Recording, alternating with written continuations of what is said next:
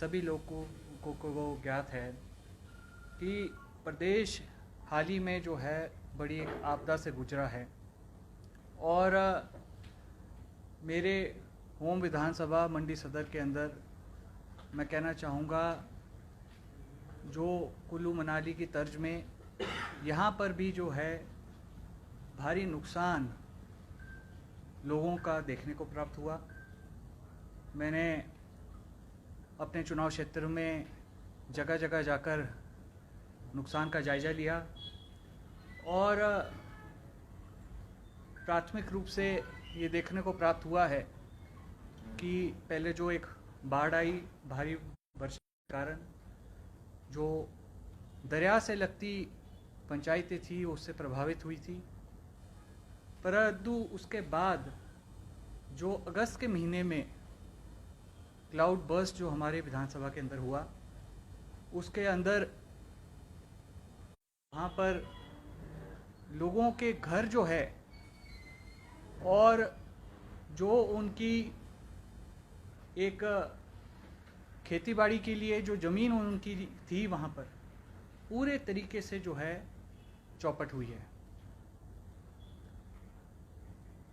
क्योंकि मैं समझता हूँ कि ये जो आपदा है कुछ नेचुरल आपदा तो थी ही, क्योंकि भारी वर्षा कई महीनों से चल रही थी, परंतु मैं समझता हूँ साथ ही साथ जो है इसमें हम भी जो हैं प्रदेश के लोग भी इसमें बराबरी के हिस्सेदार हैं। ये मैं इसलिए कह सकता हूँ क्योंकि आप जानते हैं प्रदेश के अंदर कई वर्षों से जो है ना टूरिज़्म पॉलिसी बनाई गई, ना टूरिज़्म को लेकर जो है कोई मापदंड सेट किए गए, और जो एक विकास की प्रक्रिया हमारे प्रदेश में देखी गई, एक ऐसे नेता हमारे प्रदेश के अंदर रहे हैं, चाहे डॉक्टर परमार हो, पंडित सुखराम जी हो, वीरभद्र सिंह जी हो, शांता कुमार जी हो, धूमल जी हो, ये ऐसे कुछ नेता थे प्रदेश के जिन्होंने विजन के साथ जो है इस प्रदेश में कार्य किया। परंतु मुझको खेद है इस बात का कि ये जो 5-5 वर्ष का कार्यकाल पार्टियों को मिलना शुरू हुआ, उसमें सबसे बड़ा नुकसान जो है प्रदेश का हुआ है। कोई भी जो दल आया, प्रमुख रूप से चाहे कांग्रेस हो चाहे भारतीय जनता पार्टी हो, एक विजन के साथ जो है इस प्रदेश में कार्य नहीं हुआ। एक एनएच जो 16 साल हम लोग इंतज़ार करते रहे एनएच के बनने का, वो मात्र 1 महीना भी टिक नहीं पाया। आज आप जानते हैं कुल्लू मनाली से लेके सब जगह जो हैं लैंडस्लाइड हो रहे हैं, और पीडब्ल्यूडी के अंदर भी मैं कह सकता हूँ कि जो हमारी एक टेक्निकल एक हमारा आउटपुट रहना चाहिए वैसा टेक्निकल आउटपुट नहीं रहता है। नए नए ठेकेदार आते हैं और जो उनको टेंडर अलॉट होता है, जानकारी के अभाव के कारण कहें या इनएक्सपीरियंस कहें, परंतु गलत कटिंग करते हैं और उसका खामियाजा भी प्रदेश सरकार को भुगतना पड़ता है। क्योंकि जब वहाँ से एक बार पहाड़ आना शुरू हो जाता है तो उसको मेंटेन करने के लिए, उसमें डंगे लगाने के लिए, उसको टिकाने के लिए फर्दर सरकार को जो है उसमें धनराशि खर्च करनी पड़ती है। जो काम 5 लाख 10 लाख में हो सकता है, उस काम को खींच तान के हम जो है 25-30 लाख तक पहुंचाते हैं। मैं ये कहना चाहता हूँ खासकर टूरिज़्म पॉइंट ऑफ व्यू से, चाहे कोरोना काल हो चाहे अभी आपदा हो, अगर सबसे बड़ी इंडस्ट्री जो प्रभावित हुई है वो होटल इंडस्ट्री है। और सरकार ने, उस समय भारतीय जनता पार्टी की सरकार थी, आज कांग्रेस की सरकार है, मैं जानता हूं कि फाइनेंशियली दिखते हैं प्रदेश के आगे, परंतु होटल इंडस्ट्री एकमात्र ऐसी इंडस्ट्री है जिसको ना ही कोई राहत का पैकेज मिला और ना ही उनको कोई सुविधा प्रदान की गई। आज मैं आपके समक्ष ये बात रखना चाहता हूं, अगर एक उदाहरण के रूप में रहें, मनाली को देखें तो आज मनाली के अंदर हर व्यक्ति ने जो है, होटल तो बड़े ही हैं परंतु स्टे अवे होम की जो मात्रा है वो भी कई मात्रा में बढ़ी है। जो मनाली एक छोटा सा हमारा शहर है, टूरिज्म पॉइंट ऑफ व्यू से बड़ा लोग उसको दूर दूर से आते हैं देखने, परंतु उसकी कैपेसिटी जो अगर मानो 500 लोगों को झेलने की है, वहाँ 10,000 टूरिस्ट आ रहा है, उतना ही प्रदूषण हो रहा है। और आज जो है इंफ्रास्ट्रक्चर हमारे प्रदेश में नहीं है कि हम उतना टूरिस्ट को बर्दाश्त कर सकें। जहाँ हमारे प्रदेश में इको टूरिज़्म को बढ़ावा देना चाहिए था, जहाँ प्रदूषण का स्तर हमको नीचे लाना चाहिए था, वहाँ पे आप देखते हैं ना पार्किंग की सुविधा है। जो पीडब्ल्यूडी की सड़कें का मैं बात करूँ तो मैं समझूंगा मात्र 2% ऐसी पीडब्ल्यूडी की सड़कें हैं, चाहे इंटर स्टेट हो चाहे इंटर कॉन्स्टिट्यूंसी हो, मात्र 2% पीडब्ल्यूडी की सड़कें होगी जहाँ पे आपको ड्रेनेज सिस्टम का प्रावधान देखने को मिलेगा। और जहाँ पे ड्रेनेज सिस्टम है वहाँ पर या तो जनता ने अपनी गाड़ियाँ लगा रखी है या वो पूरे तरीके से चौक्ट हो गई है। डेमोक्रेसी की बात करें तो हम कहते हैं कि इंडिया जो है मदर ऑफ डेमोक्रेसी है, लार्जेस्ट डेमोक्रेसी का हम हवाला देते हैं, परंतु ये बात यूएसए जो सबसे पहले दुनिया की प्रथम डेमोक्रेसी थी वहाँ पे भी देखने को मिली है कि अगर ब्यूरोक्रेसी एनफोर्स नहीं करेगी चीज़ों को, नेता कानून ज़रूर बना देते हैं मगर अगर उसको प्रॉपरली एनफोर्स नहीं किया जाएगा तो हम इस आपदा को सेल्फ इनवाइट करेंगे। ये बात मैं नहीं जानता हूँ, ये कोई पैनिक बनाने की बात नहीं है, परंतु मैं कह सकता हूँ कि जितनी हमारी हिमालयन बेल्ट है, चाहे वो उत्तराखंड हो चाहे हिमाचल हो, ये साइंटिस्ट ने इसको कहा है कि हम जो हैं टेक्टोनिक प्लेट्स के ऊपर बैठे हैं और अर्थक्वेक का जो है सबसे बड़ा जो प्रभाव है वो इन राज्यों की तरफ है। मैं मुख्यमंत्री जी से भी निवेदन करूंगा कि डिजास्टर मैनेजमेंट को लेकर भी हमारी एक रणनीति बननी चाहिए जिसके माध्यम से हम भारी राज्य या केंद्र की तरफ जो है निर्भर नहीं हो। अगर कोई आपदा आए तो हम उनके ऊपर स्वयं उस आपदा को डील करने के लिए सक्षम रहने चाहिए। छोटा मुंह बड़ी बात होगी, परंतु एक छोटा सा सुझाव मैं आपके माध्यम से माननीय मुख्यमंत्री जी को दूंगा कि हमें एक विजन के साथ काम करना है। पंडित सुखराम जी ने आज प्रधानमंत्री जी कहते हैं कि डिजिटल इंडिया, अभी G20 का समिट हुआ, उन्होंने यूपीआई के ऊपर बड़ा प्रचार प्रसार किया। उन्होंने फिनटेक कंपनी जो हमारे देश में जिसका आगमन हुआ है और बड़े अच्छे से तरीके से काम कार्य कर रही है, उसका प्रचार प्रसार हुआ। वो तब मुमकिन हुआ जब हमारे प्रदेश से पंडित सुखराम जी ने करोड़ों देशवासियों की जेबों में मोबाइल फ़ोन डाले। आज उस विजन के साथ हम कार्य नहीं कर रहे हैं जिस विजन से हमको कार्य करना चाहिए। इसलिए मेरा एक छोटा सा सुझाव मुख्यमंत्री जी के लिए रहेगा कि 25 वर्ष के लिए कमेटी का गठन किया जाना चाहिए प्रदेश के अंदर। दोनों दल के नेताओं को उसमें हिस्सेदारी होनी चाहिए और वो 25 वर्ष की कमेटी होगी, उसके एजेंडे सेट होनी चाहिए विकास के दृष्टिकोण से प्रदेश के लिए। और अगर उसमें जो सरकारों का परिवर्तन होता है या कुछ होता है तो उसमें ना बजट की कोई दिक्कत होनी चाहिए और ना उसमें कोई टेक्निकल इशू आना चाहिए। 25 वर्षों के लिए सरकारें आए जाए, परंतु हम वो 25 वर्षों में जो टारगेट लेके चलें वो प्रदेश के लिए हम कामयाब कर सकें। ऐसा मैं मुख्यमंत्री जी को एक सुझाव देना चाहूँगा। साथ ही साथ मैं एक बात और आपके ध्यान में लाना चाहूँगा। कुछ लोगों ने जो है मंडी ज़िला को जो है पॉलिटिकल टूरिज़्म बना रखा है। वो आते हैं यहाँ पे फ़ोटो खिंचाते हैं, राजनीति भी यहीं से करते हैं, परंतु फिर चले जाते हैं। 2 वर्षों के अंदर सदन के अंदर जो मंडी संसदीय क्षेत्र की आवाज़ उठनी चाहिए थी वो नहीं उठ पाई। ये आपदा के समय में भी जिस तरीके से हमारे सांसदों को हमारे प्रदेश का पक्ष रखना चाहिए था, अनफॉर्चुनेटली उस तरीके से हम अपना पक्ष नहीं रख पाए। और मैं ये बात कहना चाहूँगा क्योंकि कई जगह मैंने इसके बारे में चर्चा की और उन्होंने कहा क्योंकि हमारा जो जान का नुकसान नहीं हुआ, माल का तो नुकसान हुआ मगर जान का नुकसान नहीं हुआ, इसलिए इसको जो है जो नेशनल डिज़ास्टर है उसको अनाउंस नहीं किया जा सकता। इसका टेक्निकल एक पॉइंट ढूंढ के निकाला है।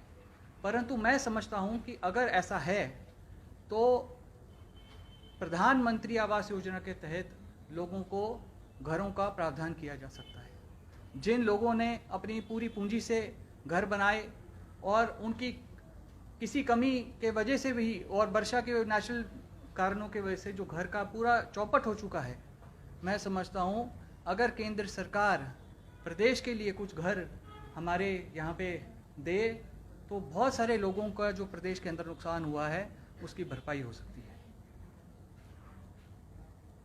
मैं आपके समक्ष एक बात और रखना चाहूँगा, हमारे जो केंद्र की तरफ से जो एक पैकेज आना चाहिए था, चाहे वो फाइनेंशियल पैकेज हो, चाहे वो इंडस्ट्रियल पैकेज हो, प्रदेश को आगे बढ़ाने के लिए हमको इंफ्रास्ट्रक्चर क्रिएट करने की ज़रूरत है। इंफ्रास्ट्रक्चर क्रिएट तभी होगा जब हम जॉब क्रिएशन करेंगे। जॉब क्रिएशन तभी होगा जब हम क्वालिटी एजुकेशन प्रोवाइड करेंगे।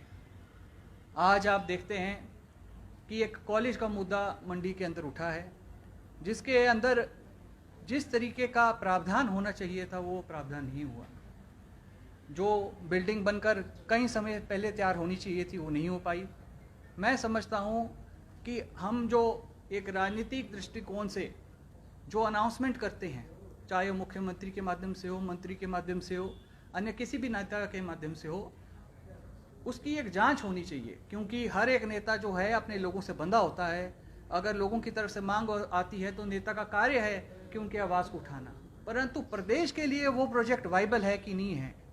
प्रदेश के लिए अगर हम पीएचसी की मांग कर रहे हैं और वो खाली एक बिल्डिंग बनी हुई है और वहाँ पे लोगों को भी सुविधा नहीं प्राप्त हो रही है, तो उसका क्या उद्देश्य है।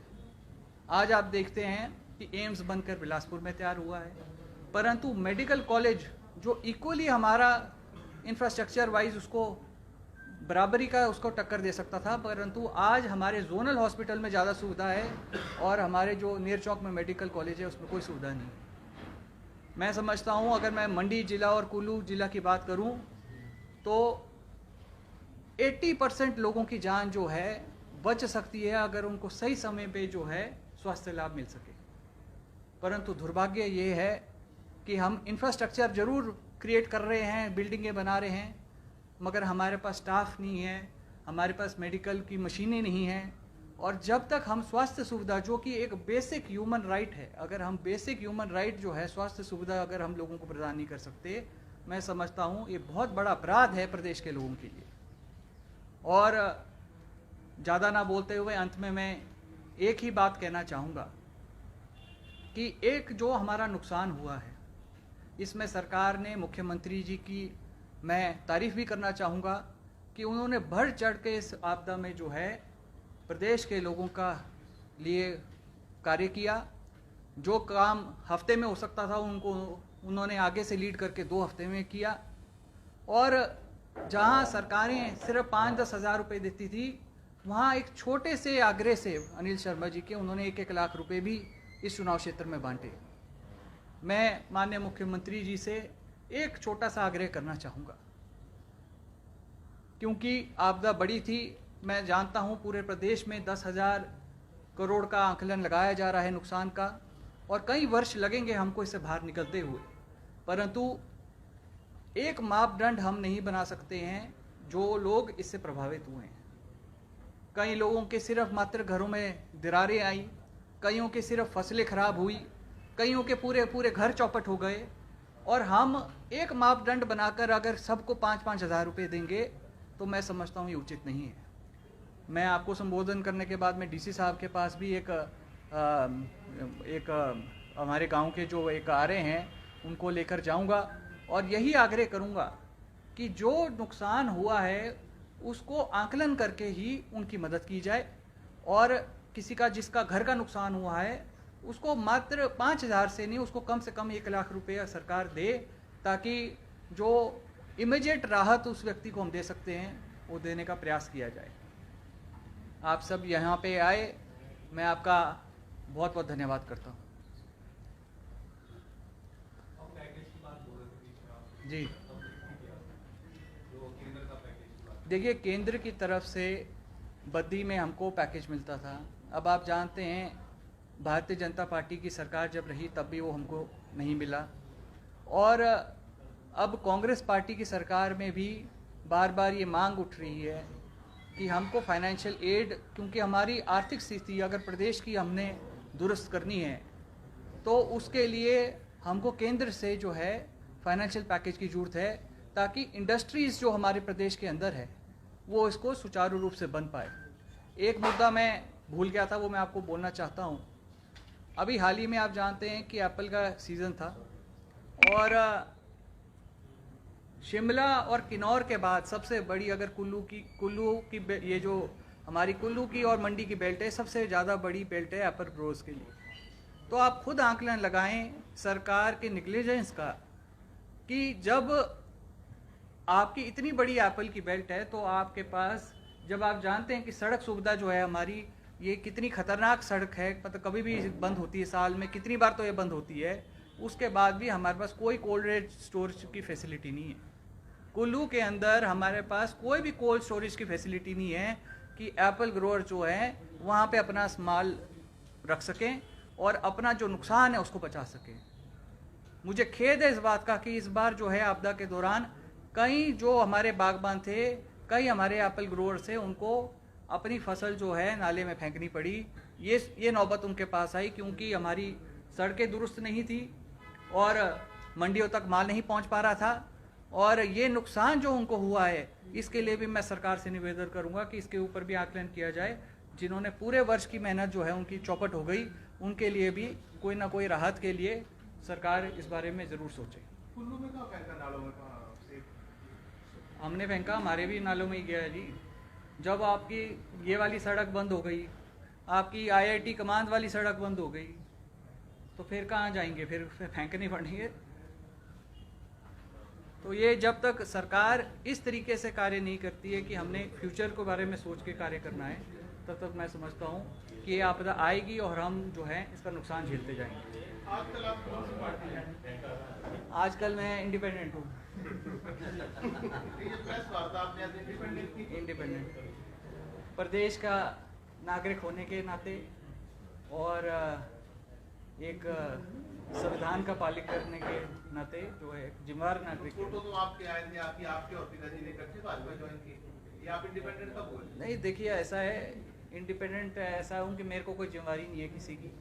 लोगों के लिए मैं कार्य कर रहा हूँ, जहाँ पे लोगों की आवश्यकता पड़ती है वहाँ पे उपलब्ध रहता हूँ और जो सरकार और लोगों के बीच में कड़ी का काम करना है उसको करने का प्रयास करता हूँ। लोकसभा चुनाव लड़ेंगे? देखिए ये तो बड़ा अभी दूर का सवाल है, मैं अभी इसमें कुछ कह नहीं सकता हूँ, तो आप जानते हैं परिस्थिति के हिसाब से ये सब चीज़ें। परंतु मुझे खेद है इस बात का कि भाई जिस तरीके से मंडी संसदीय क्षेत्र में कार्य होने चाहिए थे, अनफॉर्चुनेटली वैसे कार्य नहीं हो पाए हैं और सांसद जो हैं वो किस हिसाब से कार्य कर रहे हैं वो तो वही बेहतर जानते हैं, परंतु अगर वो मंडी में रहते, मंडी के लोगों के लिए कार्य करते तो बेहतर रहता है। सर, पॉलिटिकल टूरिज्म वाली बात आपने मेहता जी के लिए बोली थी कि रानी साहिबा के लिए? मैंने जिनके लिए बोली वो समझ गए मैंने किनके लिए बोली, तो वो भी एक बार ही आया। परंतु मैं यही बात बोलूँगा कि भाई यहाँ पे जो कार्य होना चाहिए, क्योंकि एक जब तक हम एक विजन के साथ नहीं चलेंगे, हम एक लोगों के लिए कार्य नहीं करेंगे, तब तक जो है हम कामयाब नहीं होंगे। ये विशेष जो लूप में हम फंसे हुए हैं कि सरकारें आती है, अनाउंसमेंट करती है, दूसरी सरकारें आती है, उसको रद्द करती है, बोलती है आपने खर्चा कर दिया, आपने ये कर दिया। ये विशेष लूप से जब तक हम बाहर नहीं निकलेंगे तब तक हमारा राज्य जो है बहुत आगे नहीं जाने वाला है। अगस्त भी निकल गया, सितंबर भी खत्म हो रहा है, आप आज आए हैं 25 तारीख। नहीं देखिए ऐसा है, अभी तो बारिशें निरंतर चली हुई थी, अभी तो हम भी पहले सोच रहे थे कि जुलाई वाली अंतिम बारिश है, फिर अगस्त में फिर आ गई, तो अभी तो इस बार बारिश का तो कोई पता नहीं चल रहा है। तो जिनको आप कह रहे हैं कि पॉलिटिकल टूरिज्म है, आपने तो वो एक फेरा में लगाया कहीं? नहीं, क्यों नहीं लगाया हुआ, मैं तो सब जगह गया हूँ अपने चुनाव क्षेत्र के अंदर। ठीक है, नहीं सर, आप नहीं, मैं आपको दिखा दूंगा फोटो।